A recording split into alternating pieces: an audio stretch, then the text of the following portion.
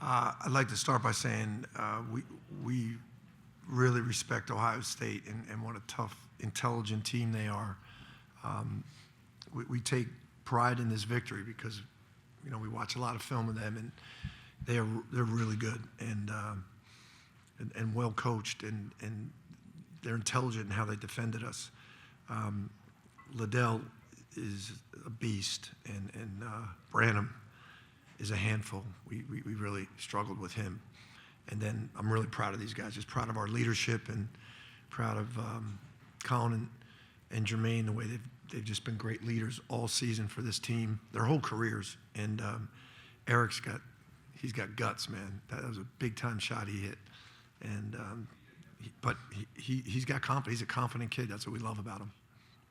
Questions for the student athletes, please raise your hand. Down here in the front. 1 second.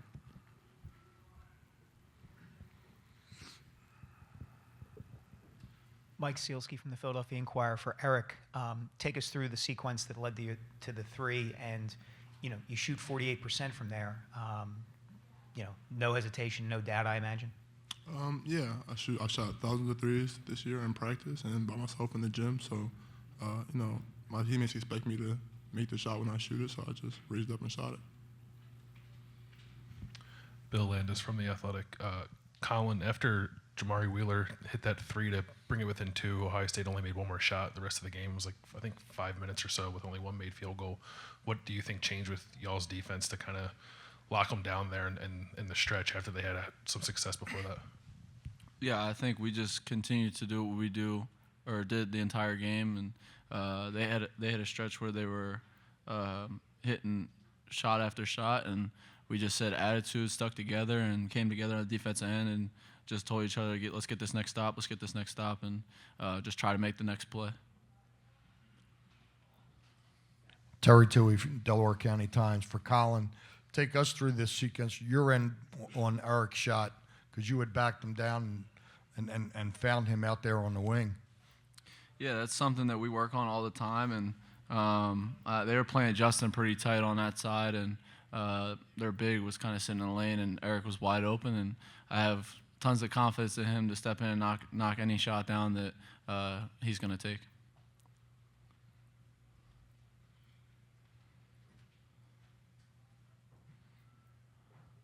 Beasley from the Villanova. And for Jermaine, for much of this game, it was their first-round NBA guys versus you and Colin in the fifth years. What did you make of how key was your experience, and what did you make of their play? They're a really talented physical team, especially Branham and Liddell. But we never viewed it as a, us versus them type of thing, like one-on-one matchup. We decided to play them as a team like we always do, dig into our concepts and, just try to make it as tough as possible on them. And, whatever happens after that, we were ready to accept the outcome. John Fanta, Big East Digital Network. Eric, Coach just talked about two guys to your right and the leadership that they display. How would you define the leadership of Colin and Jermaine? It's everything to the team. I would say it can't be overstated. They lead us on and off the court, just how to carry ourselves, like when we're walking around, when we're eating food, when we're watching film, like whatever it is, they lead us. So them leading us on the court, it just feels natural. And just to follow Colin and Jermaine, I remember seeing you guys in San Antonio in 2018 in the corner of a locker room on the way to a national championship. This is different, but it's Michigan in San Antonio. How does that kind of fulfill the full circle nature of sort of your journeys here to be heading to the Sweet 16 and facing them in a place that you won a national championship? Colin, you want to start that? Yeah, I didn't even think about that. But, we're just happy to be moving on. We're taking it one day at a time, and we're just having a growth mindset. We want to go back this week, watch the film. We could get a lot better from it. There's a lot of things that we could do to get better this week and prepare for Michigan. We know how great of a team that they are and the difficulties that they present. So our coach is going to put together a great scouting report, but, yeah, I didn't even think about that. Anything to add, Jermaine? Yeah, same with Colin. I didn't think about it until you brought it up, but, that team is very battle-tested. They've been through a lot all year, and they're going to be ready to go. It is cool that it's in San Antonio, but, again, we're just grateful to be a part of the Sweet 16. Last question for the student athletes back here. Johnny McGonigal with the Pittsburgh Post-Gazette. This is for Jermaine. When Colin is playing like he is early, I think he had 10 points to Ohio State 7. I mean, what's it like being on the court with him and when he's in that kind of mood? It's great. I mean, if he's in a groove, then everybody's in the same type of groove. We're ready to make plays for him, and he's ready to make plays for us. We have the ultimate faith and trust in him. We see him work every single day, and anything he does, we just follow.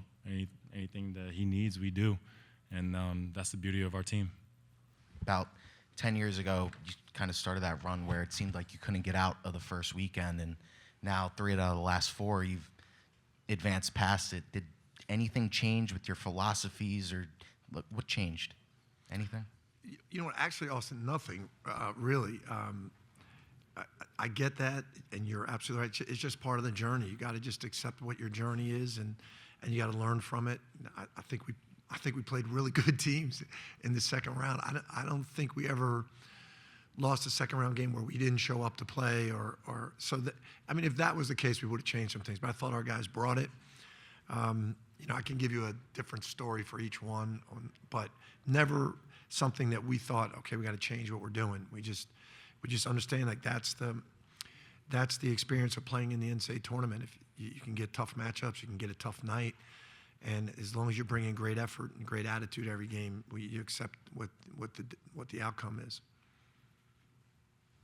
But we understand we have to answer to that. We get it.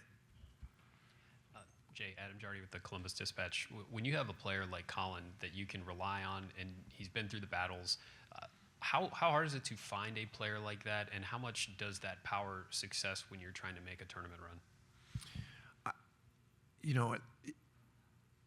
I'm going to answer your question and say it's really difficult to find guys like that. It is really difficult. Somehow, we have been blessed to have a number of guys like that. So I don't take it for granted that we're really fortunate. Someone like a Scotty Reynolds, we got lucky on. A Kyle Lowry, we got lucky on. Colin, we probably got lucky on too. Like we never expected this. We thought all the intangibles that he brings, we expected.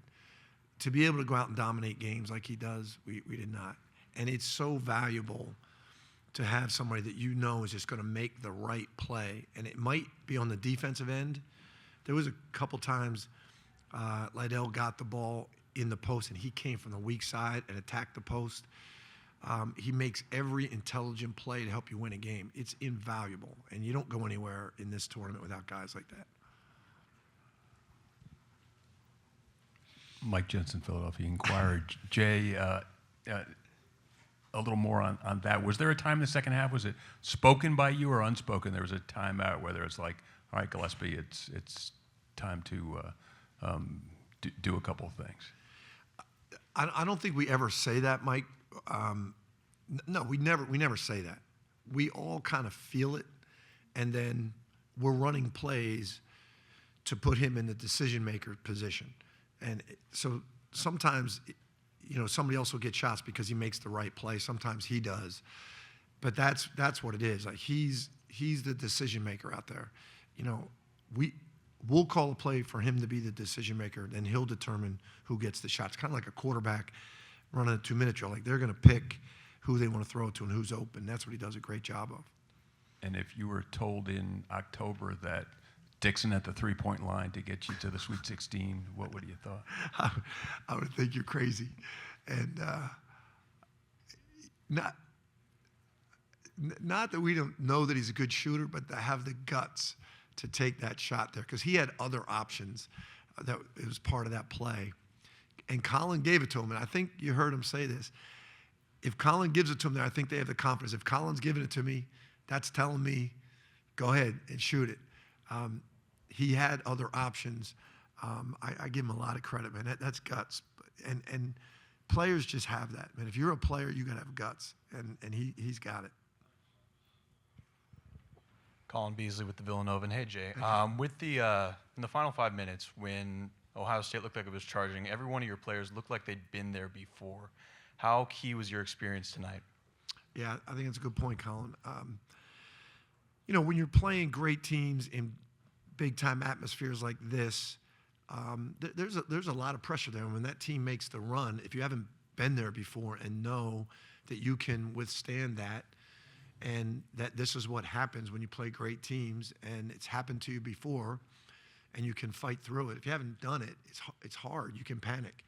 But all these guys have been there, and I think the Big East tournament provides that for them. I think, our game at UCLA, our game at Baylor, our game against Purdue, like those kind of games provide that for you, and it's really valuable. Last question for Coach back here. Hey, Coach, this is Okan with Sportco Media. Match Madness is all about advancing and surviving. So last game against Delaware, you had 5 players in double figures, and today I believe you had 4. What were some of the adjustments that you made within the team, or even some of the players on the floor, to advance? Well, I think against Delaware, we were a lot more effective from the three-point line, and we were getting more threes. They did a great job of taking away our threes, and I think we did a good job of getting the ball inside, points in the paint. I think we had 26 points in the paint.